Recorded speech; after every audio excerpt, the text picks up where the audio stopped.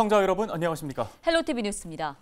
미국 보건당국이 5살부터 11살까지의 어린이에 대한 코로나19 백신 접종을 승인했습니다. 이 부작용에 대한 부분도 논의됐지만 접종을 했을 때 이익이 더 크다고 판단을 했다는데요. 네, 우리도 지난달 16세에서 17세에 이어서 지금은 12세에서 15세까지의 청소년 접종도 이루어지고 있는데요. 아마 단계적으로 더 확대되지 않을까 이런 생각이 듭니다. 예, 하지만 걱정은 여전히 있습니다. 네. 자, 백신을 맞은 부모들도 아이들의 접종에 대해서는 당연히 고민을 할 수밖에 없잖아요. 그럼요. 자, 이 때문에 학교 현장에서도 백신 접종을 학생들에게 강요하지는 않고 있는데요. 다만 기저질환이 있을 경우에는 접종을 권하고 있습니다. 네, 결국에 판단은 청소년 본인과 또 부모들의 몫이 될 것 같습니다. 네. 헬로티비 뉴스 시작하겠습니다. 전라남도가 AI 위기경보 단계를 심각으로 상향했습니다. 오는 7일까지 전남 지역 모든 오리 농장과 전통시장 등에 대해 검사가 진행되고 사육농가의 활동도 제한됩니다. 민영제로 운영되는 목포 시내버스의 정상화 방안을 찾기 위한 공론회에서 잡음이 나오고 있습니다. 일부 위원들은 공정성에 문제를 제기하며 사퇴했고 위원회는 확대 해석일 뿐이라며 반박했습니다.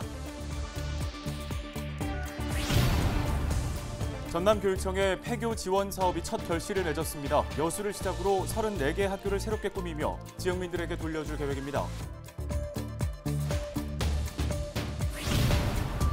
한국화학연구원 전남 지역 조직이 여수에 들어섭니다. 지역 최초의 국제 연구기관이 들어서면서 지역민들의 관심도 높아지고 있습니다.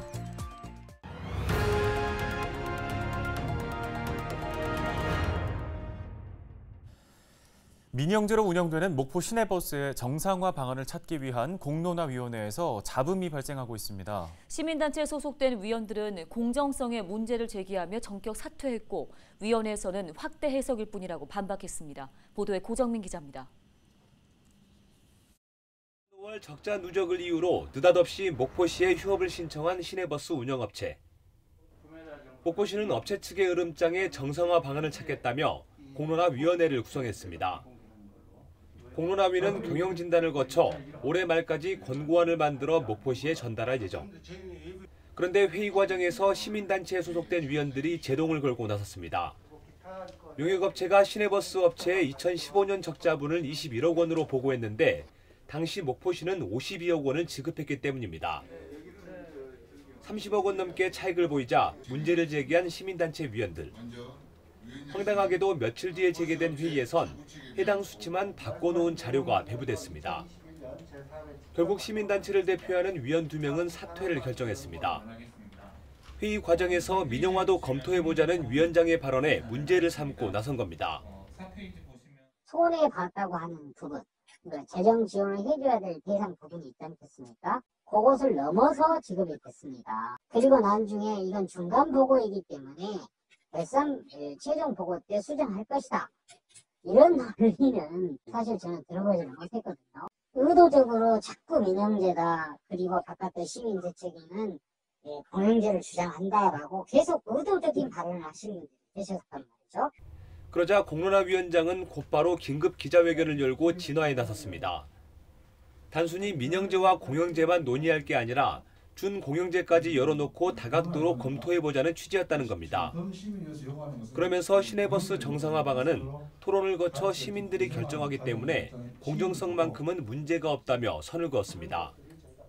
민영제, 공영제를 이렇게 그냥 무자르듯이 자르려서는 안 된다라고 하는 부분들을 저희가 말씀을 드렸던 건데 그분들이 그렇게 오해를 했던 데 대해서는 제가 위원회에서 유감을 밝힌 바가 있습니다. 그 말은 제가 절대로 민영제를 주장하는 그런 의도는 아니라는 말씀입니다. 회계 검증 과정에서 적자분을 수정한 건 운송 원가가 누락된 초기 자료가 보고서에 반영돼 바로잡았다는 입장. 반면 시민단체는 적자가 누적된 버스 회사가 대표에게 억대 연봉을 지급했는데도 공론화위원들은 주어진 자료만 검증하고 있다며 공익감사 청구를 예고했습니다. 헬로티비 뉴스 고정민입니다. 예, 전남에는 800여 개가 넘는 폐교가 있습니다. 잘 활용되는 곳도 있지만 일부는 아직도 방치된 곳이 많습니다. 네, 전라남도 교육청이 자체 관리하고 있는 폐교를 대상으로 지역민에게 돌려주는 사업을 추진하고 있는데요. 그 첫 결실이 여수에서 시작됐습니다. 보도에 박정호 기자입니다. 잡초가 무성하고 방치된 폐교가 새롭게 변했습니다. 형형색색의 옷을 갈아입은 건물엔 돌산 365라는 이름도 붙었습니다. 학생 수 감소로 14년 전 문을 닫은 여수 돌산 중앙초등학교가 주민들을 위한 공간으로 재탄생한 겁니다. 해바라기가 있는 꽃밭과 산책로, 포토존 등의 쉼터가 마련됐습니다. 돌산 365는 여수의 365개의 섬을 상징하며 365일 개방해 시민들에게 휴식을 제공한다는 의미를 담고 있습니다. 이 학교가 만들어질 때는 정말 지역 주민들의 꿈과 희망과 사랑, 눈물로 이 학교를 만들었는데 학생 수가 적어서 이렇게 폐교가 되고 폐교가 된 후에 이게 관리가 제대로 안 돼가지고 흉가처럼, 흉물처럼, 폐가처럼 방치돼 있다. 왜 저럴까? 왜 저거 잘 관리할 수 없을까? 전라남도 교육청이 관리하고 있는 130여 개의 폐교 가운데 돌산 중앙초등 4곳을 대상으로 시범 사업을 시작했고 34개 학교에 50억 원을 투입할 계획입니다. 이 가운데 11개 학교는 공감 쉼터가, 8개 학교는 학생 체험 공간이 들어서고 다른 8개 학교는 주민복지시설이, 나머지 7개 학교는 마을 공동체 발전시설이 마련됩니다. 폐교를 매각하지 않고 직접 개발해 마을 복지시설을 만들고 지역민 일자리 창출에도 기여할 방침입니다. 이 공감 쉼터는 그동안에 방치됐거나 관리가 제대로 되지 않았던 그런 폐교를 이제 도교육청이 직접적으로 유지하고 관리하고 보수해서 지자체와 매칭을 통해서 주민들에게 필요한 쉼터라든지 체육시설이라든지 문화시설로서 활용하고자 합니다. 전남 지역 폐교는 830여 곳. 학생 수가 점점 줄면서 폐교는 점차 늘어날 전망인 가운데 지역민에게 추억이 있는 학교를 주민들에게 돌려주는 폐교 활용 정책이 공동체 발전에 도움이 될지 관심이 모아지고 있습니다. 헬로티비 뉴스 박종호입니다. 여수 지역의 이산화탄소 활용도를 높이고 화학 촉매 기술을 개발하는 연구원이 들어섭니다. 바로 한국화학연구원 전남 지역 조직인데요. 여수 지역 최초의 국책 연구기관으로서 탄소 중립 실현의 과제를 해결해 나갈 것으로 주목됩니다. 보도에 송하영 기자입니다. 여수 지역 오랜 먹거리 산업인 화학산업. 1960년대 여수 3일동 일원에는 대규모 중화학 공업단지가 조성됐습니다. 하지만 여수 지역은 국가산업단지를 통한 눈부신 경제성장에도 성장통을 겪어야 했습니다. 대기오염을 해결하고 외국 화학기술을 국산화하기 위한 과제가 남아있기 때문입니다. 이런 이유로 여수시는 지난해부터 국책연구기관 설립을 건의해왔습니다. 그 결과 지난달 25일 여수시와 전라남도 한국화학연구원은 전남 지역 조직 설립을 위한 업무 협약을 체결했습니다. 석유화학 단지가 사실은 사양산업이라고 하는데 지금은 범용에서 고도화되는 그런 화학산업이 되기 때문에 우리 여수시의 신산업을 육성하는 데도 그렇고 또 석유화학이 더 발전하는 데도 큰 도움이 되라고 생각합니다. 한국화학연구원 전남 지역 조직에는 탄소중립 화학공정 실증센터가 구축될 예정입니다. LPG와 휘발유, 경유 등 석유 제품을 만드는 과정에서 분해가 잘 되도록 돕는 촉매 물질을 개발하는 기술이 연구됩니다. 외국에서 로열티를 지급해 들여왔던 기술을 자급화할 수 있게 된 겁니다. 또 이산화탄소를 화학 원료와 건축 자재로 활용될 방안을 모색하는 실증센터의 설립도 함께 구상되고 있습니다. 국가 산업단지에서 배출되는 탄소를 자원화할 수 있는 길이 열리는 겁니다. 본센터에서 구축되는 다양한 설비, 기술들이 기업과 협의 연구를 통하여 탄소 중립형 석유화학 기술의 투자 위험을 감소시키고 설비 운영의 노하우를 전할 수 있다고 판단되었습니다. 여수 지역 최초 국책 연구기관으로 들어서는 한국화학연구원 전남 지역 조직. 여수시의 오랜 수건 사업인 탄소 중립을 실현하고 고급 화학 기술의 상용화를 이끌 수 있을지 기대가 모아지고 있습니다.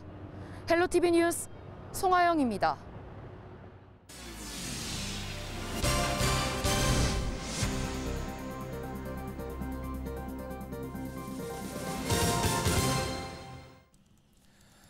전라남도가 최근 충남 천안의 야생조류에서 고병원성 조류 인플루엔자가 검출됨에 따라 AI 위기경보 단계를 주의에서 심각으로 상향했습니다. 이에 따라 오는 7일까지 도내 모든 오리농장과 전통시장 거래농장에 대한 일제 검사가 진행됩니다. 또 가금 사육농가의 방사 사육도 금지됩니다. 특히 농장 간 방역거리를 확보하고 겨울 철새와 오리농장의 접촉 기회를 최소화하기 위해 내년 2월까지 도내 오리농장 108개 농가 183만 5천 마리에 대해 휴지 기제를 시행할 방침입니다. 전남에서 2일 24시 기준 코로나19 확진자 21명이 발생했습니다. 지역별로는 고흥이 11명, 담양 3명, 영암과 무안 각 2명, 목포와 순천, 광양에서 각 1명씩입니다. 고흥 금산면에서는 지난달 29일부터 주간 보호센터와 미역 포자 작업장을 중심으로 확진자 발생이 잇따르고 있는데요. 확진자 11명 중 8명이 자가 격리 중에 확진 판정을 받았습니다. 전날까지 누적 확진자는 73명에 이르고 있습니다. 전라남도는 신속 대응반을 투입해 밀접 접촉자 200명을 분리하고 주민 3,400여 명을 전수 검사하는 등 대응에 나섰습니다. 경기도별 감염으로 추정되는 확진자도 담양과 무안에서 4명 발생했습니다. 이 밖에 확진자들은 타 지역 방문 선제검사와 외국인 고용 사업장 선제검사, 기존 확진자 접촉 등으로 확진됐습니다. 방역당국은 신규 확진자들을 대상으로 역학조사를 진행하고 있습니다. 광양시가 진상면 탄치마을 산사태 피해 이재민들에 대한 올해 재산세 전액을 감면해주기로 했습니다. 광양시는 지난 7월 산사태로 집이 무너져 내린 4가구 주민과 가족 등 6명에 대해 올해 토지와 주택, 건물 재산세 전액을 감면해주기로 했다고 밝혔습니다. 감면되는 재산세는 47건으로 100만 원에 달하는 것으로 예상됩니다. 지난달 전남 지역의 소비자 물가지수가 올해 최고치를 경신했습니다. 호남지방통계청이 발표한 2021년 10월 전남 지역의 소비자 물가 동향을 보면 전남의 소비자 물가는 109.87로 전달보다 0.3%, 지난해 같은 달보다는 3.5% 각각 상승했습니다. 체감 물가를 반영한 생활 물가지수 역시 전월 대비 0.3%, 전년 동월 대비 5.2% 상승하면서 올해 최고치를 기록했습니다. 지출 목적별 동향조사에서 통신과 교통 부문이 크게 상승했습니다. 휴대전화료의 급등으로 통신 부문이 지난해 같은 달보다 13.5% 오르면서 가장 큰 비중을 차지했고, 휘발유와 경유, 또 자동차 LPG 등 석유류의 상승으로 교통 부문이 10.9% 올랐습니다.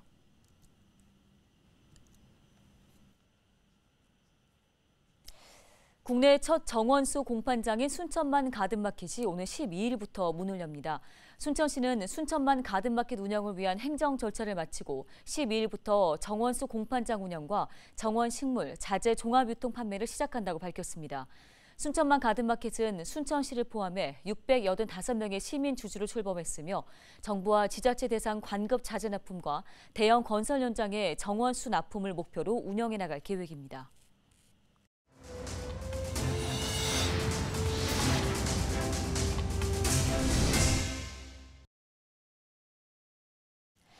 전남 지역 2022학년도 중등교사 임용시험 경쟁률이 5.78대 1을 기록했습니다. 전라남도 교육청은 2022년 중등교사 임용시험 원서 접수 결과 738명 선발에 4,264명이 접수했다고 밝혔습니다. 또 공립학교 역사 과목이 13명 선발에 193명이 지원해 14.85대 1로 가장 높은 경쟁률을 기록했다고 설명했습니다.